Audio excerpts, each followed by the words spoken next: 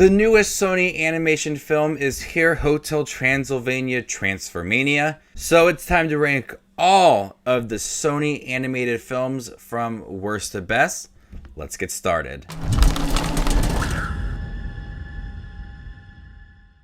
Welcome everybody, my name is Justin. Thank you guys for stopping by my channel. Today I'll be giving you guys my ranking of all 27 Sony animation films. Make sure to leave your list down below. What is your favorite Sony animation film and what is your least favorite one? Little side note, I will be including the direct-to-DVD Surf's Up 2, Peter Rabbit 2, is not a Sony animation film, and also Angry Birds, the first movie, is not a Sony animation film. Coming in at number 27 is the Emoji Movie.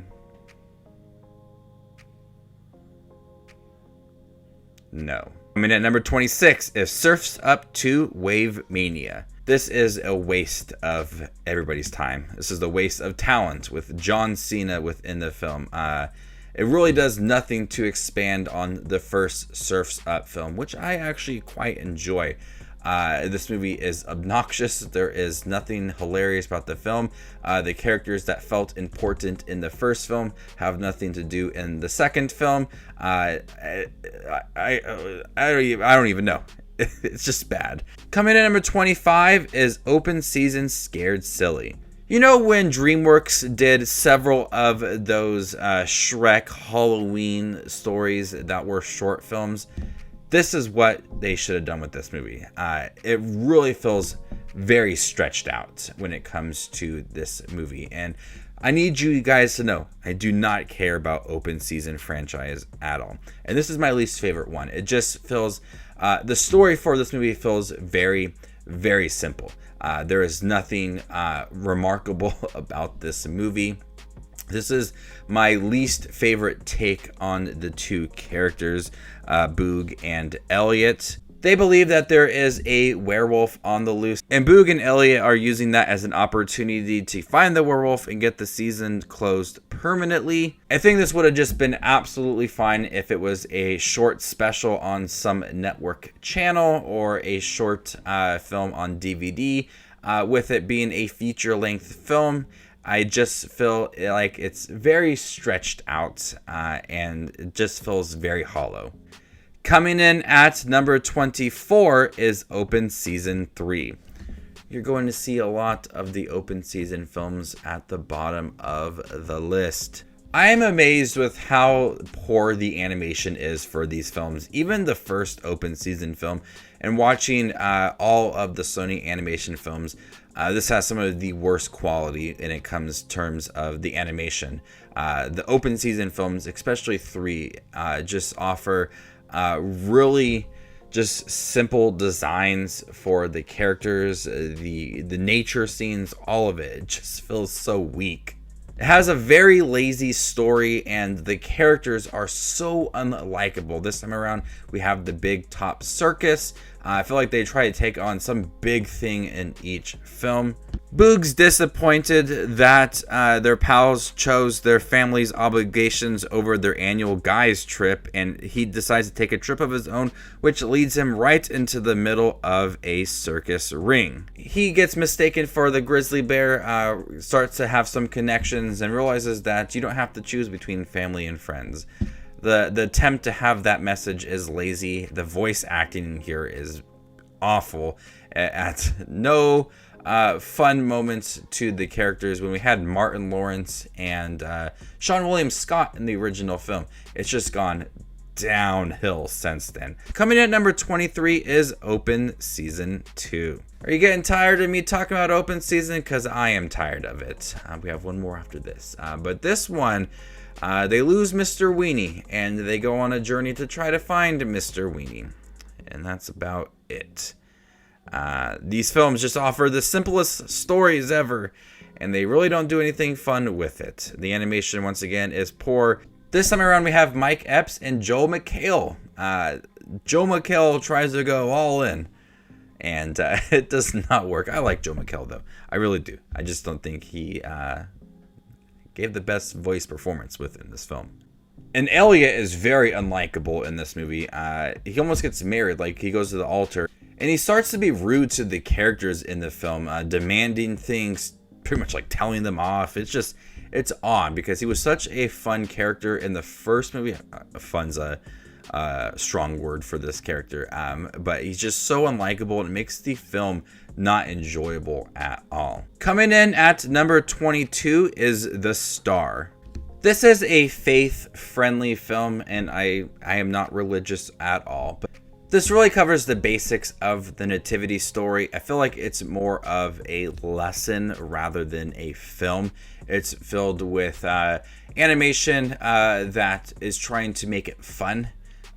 Tries to make some bright, friendly characters within the movie, some fun, bright sequences to get the kids really going, but also have that lesson and the story of the nativity story, and trying to teach children. I skipped this movie when it was released. I really had no interest in it until it came to the ranking video, and then I watched it for the first time. The mixture of religious messages and fun animation moments really do not combine at all.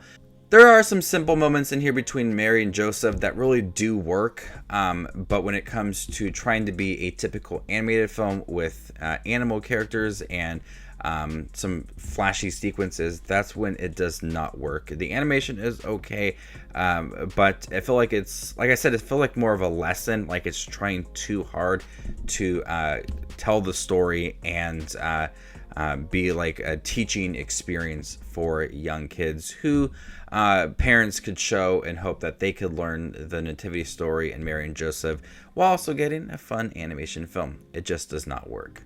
Coming in at number 21 is The Smurfs 2. God, I remember actually being excited for the Smurfs film. That was an odd point in my life. The Smurfs 2 had no reason existing. They tried to capitalize on the first film and offer a new story about family and what it means to be a Smurf. Smurfette turns to a different character. She's mean. She's in control. She's controlled by Gargamel. The one thing I hate about the Smurfs film, the live action ones, is the humans. Neil Patrick Harris. I don't care about these characters at all. And they tried to do too much with Neil Patrick Harris's character in the film, in terms of like his stepfather within the movie. I just do not care about any of that, and at times it feels like that is a little more important than the stories with Smurfette and the other Smurfs. It feel like it's overtaking it, and I really did not care for that. The humor, once again, is gross. It's stupid. It's pointless. It's really does nothing to make it entertaining. I do like seeing the Smurfs. I've always enjoyed watching the Smurfs, the cartoon series. I love it. And here it's fun to see them, but when they interact with the humans, it just does not work. Hank Azaria is perfect, I gotta say, as Gargamel. I really like him in the first film and this film as well. Has that nice portrayal of Gargamel. It really does work within these films. That's one thing I could say about this movie. Coming in at number 20 is Open Season. This is the best open season film, but that isn't saying much. The one thing I do like about this film is that Martin Lawrence and Seann William Scott really do provide some really good voice acting for this movie. And you can tell that there is some genuine friendships that is developing throughout this movie between Boog and Elliot. But there is some really simple moments in here that just feel really boring. This is the least exciting open season film, whereas the other ones had, the werewolf and the Big Top Circus and Finding Mr. Weenie. This one just feels quite simple and the least engaging of the 4 open season films. And that might be a good thing too, because it's obviously the best one in my opinion. But I do like the development of Boog and Elliot's friendship, and seeing Boog try to live out in the wilderness when he's so accustomed to a certain life. It's the best open season film, but one of the worst Sony animation films. Coming in at number 19 is the Smurfs. The first, I don't know, like 20-ish minutes of the film, I thought was very promising. Seeing the Smurfs in Smurf Village and having Gargamel in the film, I really did like that. And then when we introduced the humans, Neil Patrick Harris, that's where it just kind of fell apart for me. I really have no interest in seeing the human side within this movie. If they would have stuck this film in, if they would have kept this film in the Smurfs Village and have it felt like the Smurf series, I think this would have been a lot better, because the animation does work for the Smurfs and the humor is there. Just some of it is just, it's too obnoxious, and I feel like they focus a little too much on the wrong stuff rather than having a show that could have paid tribute to the original Smurfs series. They had to have humans in here to bring in an audience. I just think it did not work. When you got to the human world, that's when the movie stopped being fun. And that's unfortunate, because I did like the beginning of the movie. Coming in at number 18 is Goosebumps 2. I did like the fact that Jack Black did return for this movie, even if his role was very limited. And it was some interesting things they did with Slappy. He just wanted a family, but he went about it the villainous way. And this movie's fun. It's not as charming and exciting as that first Goosebumps movie. Even the first Goosebumps movie, I thought was pretty good. I would like to see a Goosebumps movie that feels like the Goosebumps show. Both of these movies feel very friendly compared to what I know for Goosebumps growing up. But this second one, I found it to be endearing at times when it came to Slappy's story and him just wanting a family. And that was like the biggest thing within this movie. It's a fun Halloween film. It's quite simple. And having Jack Black return was a good time. Coming in at number 17 is The Angry Birds 2. So the first Angry Birds movie is not a Sony animated film. This one is. And although I'm not a fan of Angry Birds, the video game, it's just something I've never really played on the phone, I do think that there is some humor in both of these movies. I think both of them are pretty funny for what they are. There's some really likable characters within here, and the voice acting too really provides some personality to the birds, the pigs. Seeing the pigs and the birds team up within this movie offered something new for the film, and it was quite enjoyable too to see how they were going to help each other. There are some pretty funny moments in here, but the villainous story I found to be very predictable, very cliched, and really didn't add much to the story. Coming in at number 16 is The Smurfs Lost Village. This is a fully animated movie, and I will be honest, I was quite looking forward to this movie because I do like the Smurfs series, and having it be fully animated without any human characters besides Gargamel got me really excited for it. And it's better than the previous two entries, but still not the best thing ever made. The best thing that works for this movie is the animation. The story is meh, the character growth is not really there, but I really do like the animation in here. It does feel like the Smurfs animated form. It's the best thing possible for the Smurfs in the terms of the way it looks in modern time.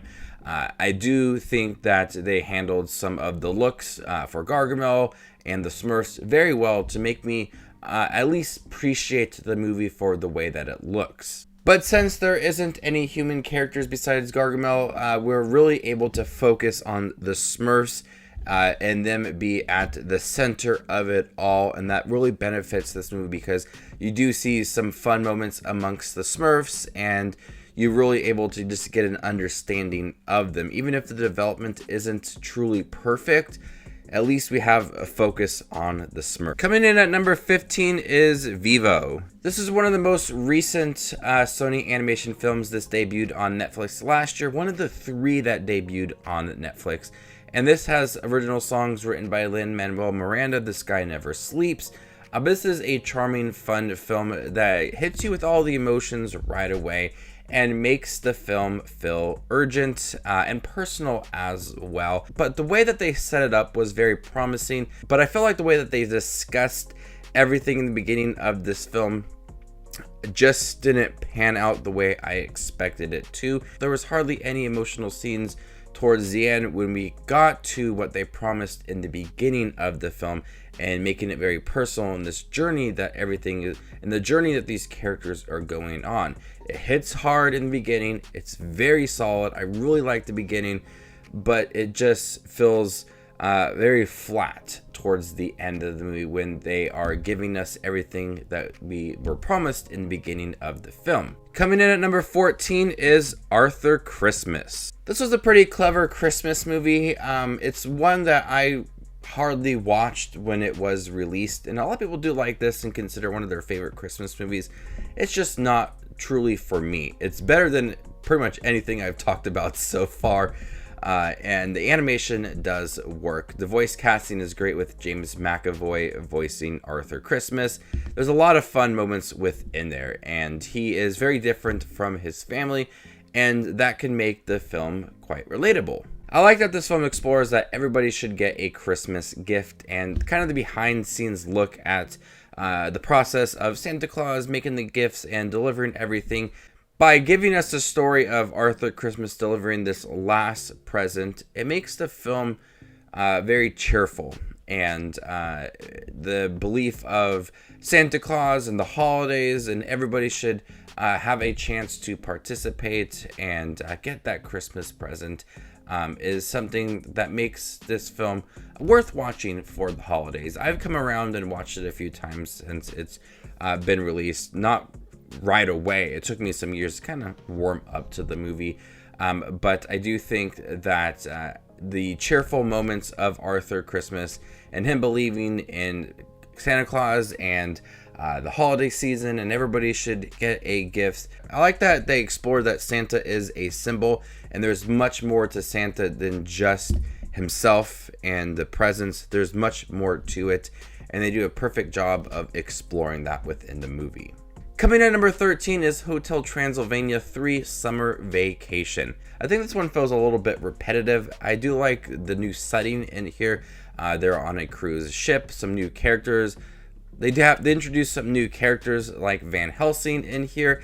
So they kind of try to switch things up a little bit, but for the most part, it feels very familiar to the first two films. The jokes, the characters, the relationships, it all feels kind of the same thing, and that kind of left this movie feeling a little bit stale and forgettable compared to the rest of the Hotel Transylvania films. Even if they brought in a new location and some new characters like Erica and Van Helsing, I do think that it just feels used a little bit when you think of the Hotel Transylvania series and the characters and the hijinks they get in and the jokes and the relationships between Johnny and Drac. It just feels the same within this movie, despite new characters and a new setting. Coming at number 12 is Cloudy with a Chance of Meatballs 2. I like that this movie continued the story set in the first film and all of the consequences of that first film. And some of the food monsters are adorable and monstrous, but I feel like it's like the same thing over and over again. Like they want us to have some kind of excitement or some kind of feeling for these food monsters, and it's just repetitive as can be. It has a very predictable plot going for it. The human characters aren't as fun or exciting the second time around, and although it is cute to look at and they offer a lot more within this movie, it just feels like they're repeating the same scenes over and over again rather than developing a solid story. It just feels like one thing is happening and that is it, but it's filled with all of these food monsters that are fun to watch, but it's getting a little bit old at times. Coming in at number 11 is Peter Rabbit. I know a lot of people really don't care for this movie, and the second film will not be on this list since it is not a Sony animation project. I do like Peter Rabbit. This is one of the few things I enjoy of James Corden. I think he does a pretty good job voicing Peter Rabbit. I like seeing Peter Rabbit and Domhnall Gleeson's character, Mr. McGregor, connect. It's not absolutely perfect, and often they are trying to kill each other, but that's where most of the fun is. It gives us a little more of an impactful story than I expected, especially in regards to Mr. McGregor and Peter Rabbit in that development. I thought it was just going to be a fluffy film for kids to enjoy, but there was a little more of a story that I did appreciate. Coming at number 10 is Hotel Transylvania Transformania. What I absolutely liked about this is that they were switching up the characters. They understood that the fourth time around, they just can't do the same thing. So this time around, they made monsters into humans and a human into a monster. So by doing that, we have something fresh and new for these characters and a chance for Drac and Johnny to understand each other and grow and learn more about each other. And I really like that because by this time around, they should at least warm up to each other. And they kind of have throughout the movies, but this is a solid chance for them to warm up to each other and realize that Johnny's part of the family now. And watching Johnny as a monster is a lot of fun, and watching all of Drac and his friends turn into humans, that's the funniest parts. Those are the funniest parts within this movie, especially Frankenstein's monster, when he's really into himself.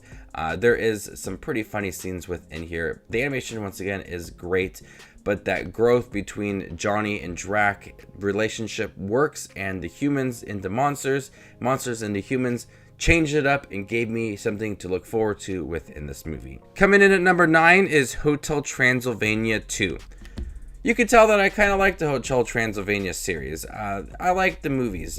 They are enjoyable, they are simple, and they just remind me of a good time when it comes to animation movies. They aren't the best things ever made, but I do enjoy them watching around the Halloween season. In the second film, introducing Mavis and Johnny's son in the film gave us something new, and watching Drac act as a grandfather had some really exciting moments when the young kid wasn't ready to become a vampire. And so watching Drac kind of push that made for some exciting moments within this movie. And then Mavis also realizing that, you know, she may not live with Drac forever. Can she live with Johnny and where Johnny lives? And seeing the different sides and how the characters are out of their environment is something interesting for these characters. Drac is out of his environment as well as he's trying to take care of his grandchild, but also trying to make sure that he gets his fangs. And then we get to see Drac's father in here, voiced by the great Mel Brooks, and I thought that was a lot of fun. So there is a lot of interesting moments when it comes to the characters, changing them around, adding something new to them, developing them is exactly what I wanted for a sequel. Coming in at number 8 is Hotel Transylvania. 3 films in a row, but this is the best one because it's just the simplest of them all. Watching Johnny and Drac kind of go back and forth, and Drac is trying to keep Johnny out because he knows that Mavis and Johnny are attracted to each other. He doesn't want that to happen at all. And this is where they kind of start the development of Johnny and Drac within this movie. I feel like the movie and the whole series is focused on them two. There are some really lighthearted moments when we see Drac and Johnny kind of ease up and have a little fun. That's when I get like a big smile on my face. I really like this movie and all of the monsters, the introductions to them all. You feel like everybody's friends. You see the hotel and how it's all running. It's really focused on the hotel, Drac and Mavis, and so much more. And I would love to see this series continue because I do enjoy the movies for what they are. They're simple, they're enjoyable, the animation's good, and the voice acting is great as well. Adam Sandler is great as Drac. It's sad that he didn't return for the 4th film, but I do think that Brian Hull did a good job in the 4th movie. Coming in at number 6 is The Pirates Band of Misfits. I love Aardman and everything they've done, and The Pirates Band of Misfits is another great addition to their catalog of films. It's a very clever movie that has some more mature humor for a children's film. I feel like not a lot of kids enjoyed this movie because it's one of the films that's not often discussed about, but upon rewatching it, I found a lot of humor within here and a lot of clever writing as well, exploring the pirates, their band of misfits. People don't take them very seriously, and so you see them try to become better pirates, and that's where the fun lies within this movie, is just watching them We know that they're kind of like bumbling idiots, but them really trying to believe in themselves is a little endearing, and the animation is beautiful. I love this style of animation, the stop motion animation. It just looks really great, and we see a lot of similarities to like Wallace and Gromit and Shaun the Sheep and the way that everything looks, but it just really sets itself apart from anything that Sony Animation has done before. And when they teamed up with Aardman, it looks really great. This is a fun movie. It's quick. It gets straight to the point, but make sure to grow the pirates as well and kind of change them along the way. Coming in number 6 is Wish Dragon. This was the second Sony Animation film to be released last year, and I love this movie. It's a lot of fun. The relationship between the dragon and this young boy who calls upon the dragon for these wishes, kind of that Aladdin style of story. But one thing I really did appreciate about this is that when this young boy meets a girl that he knew when he was younger. But I love that Din is still longing to reconnect with his friend, and seeing them reconnect is some of the best moments in here. And the dragon too provides for a lot of great humor in here. There's moments where the dragon is trying to be part of human civilization, and it's pretty fun. But when you get to the meat of the story and what Din's wish is, it's really personal, and that growth and him reconnecting with his friend is the best possible story for this. Coming in at number 5 is Goosebumps. I really liked this movie when it first came out, and I went and purchased a lot of the Goosebumps books and almost completed the collection. I like seeing all of the monsters and characters from the Goosebumps stories that I used to read as a kid play out in here. I feel like this movie is just more of a, hey, these are the characters that you used to read about as a kid, here they are. But the story is a lot of fun too, and a clever story that Jack Black actually plays R.L. Stine, and his stories come to life. It's an interesting way to bring this movie forth without having it be the same thing from the original show. But seeing all the characters, it was like a flashback to my childhood. So the clever story, the fun characters, all of the monsters just made this for not something I expected for Goosebumps, but still a good time. Coming in at number 4 is Surf's Up. I remember watching this film when it was first released and not really caring for it. But after rewatching this film, I think that it's quite enjoyable actually, and tells a really good story about Cody, who's voiced by Shia LaBeouf, who is a surfing penguin from Shiverpool who dreams of making it big and being like his idol Big Z. On his journey, he discovers his talents are not all he thinks they are, and must learn to accept that there is more to surfing than fame and fortune. There is a lot of development for Cody within this movie, filled with a lot of great surfing sequences and some really likable characters. It has a great voice cast too, with Jeff Bridges, Zooey Deschanel, John Heder, James Woods, and plenty of more. But the all-around eccentric characters and the surfing sequences and Cody realizing things about fame and fortune and his idols adds a lot of personal touches to the story, filled with some better animation than definitely Open Season. This is one of the earlier Sony Animation films, and it just looks so much better than what Open Season was. Coming in at number 3 is Cloudy with a Chance of Meatballs. This is obviously much better than the second film. It's very grounded, despite having really large ideas when it comes to having food rain from the clouds and giving this small town everything they want. But it touches upon so many different themes within here, especially greed and how everybody just wants more and more and more. And Flint is just trying to remain positive about everything. And Bill Hader does a great job voicing Flint. But seeing him trying to stay true to himself, but everybody wants more from him, and realizing things about himself too is something I really didn't expect when it came to this story about food coming from the sky and just enormous amounts of food just taking over the city. I didn't expect to really fall in love with the characters as much as I did. I just expected a fun, zany movie about food, but it offered a lot more. And it's the reason why it sits so high on this list is the story that I used to love reading too, but it's filled with great animation, fun characters, and it just feels completely grounded despite some really large concepts within here. It just works for what it is. Coming in at number 2 is Spider-Man Into the Spider-Verse. I love this film. I love Spider-Man, but seeing all the different Spider-Man characters coming forth within this movie and the different versions of the villains, it's some of the best things I've ever seen in an animated movie.